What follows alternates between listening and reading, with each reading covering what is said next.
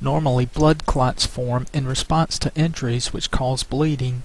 Clot formation helps to conserve the body's supply of blood so that small cuts don't end up draining the body of all of its blood. The body's process for stopping the bleeding by forming a clot is called hemostasis.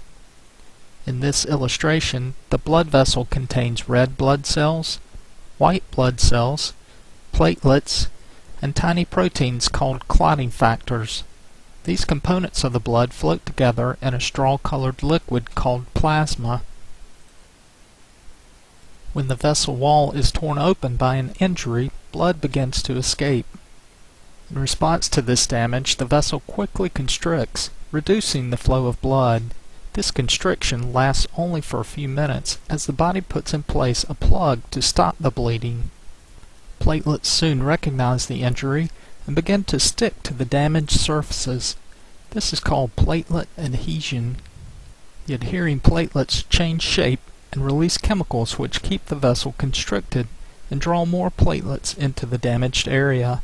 These platelets are said to be activated. Additional platelets arrive and begin to stick to one another so that a loose plug is formed. This is called platelet aggregation. When tissue is torn apart during an injury, blood is exposed to a chemical called tissue factor, which naturally resides on the surface of tissue cells, or may also be displayed on the inner lining of the blood vessel wall. This tissue factor sets into motion the chemical reactions of the clotting factors found floating in the nearby blood. Around a dozen different chemicals called clotting factors circulate inactively within the blood.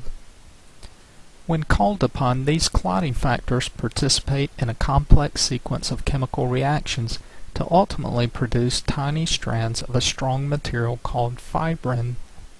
Fibrin strands form in and around the loosely arranged plug of platelets, and eventually form a meshwork which tightly binds the plug together. This meshwork keeps the platelets from being washed away by the flow of blood and makes the platelet plug more watertight.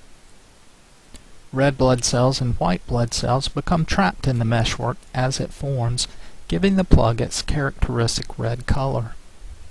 The overall process of forming these fibrin strands to solidify the clot is called coagulation.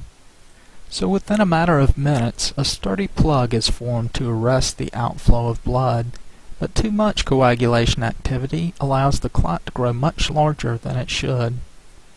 Two groups of the body's own naturally produced chemicals help to limit the size of the clot. The first group blocks coagulation. These substances are known as coagulation inhibitors or natural anticoagulants.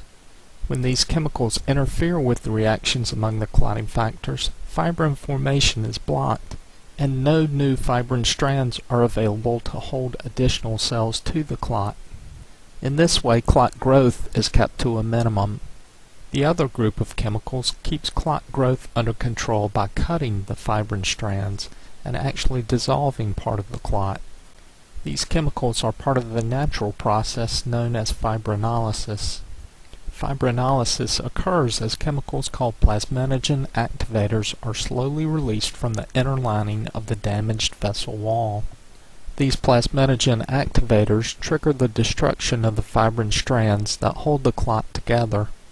So coagulation inhibitors can only stop the growth of the clot, but fibrinolysis can actually dissolve part or all of the clot.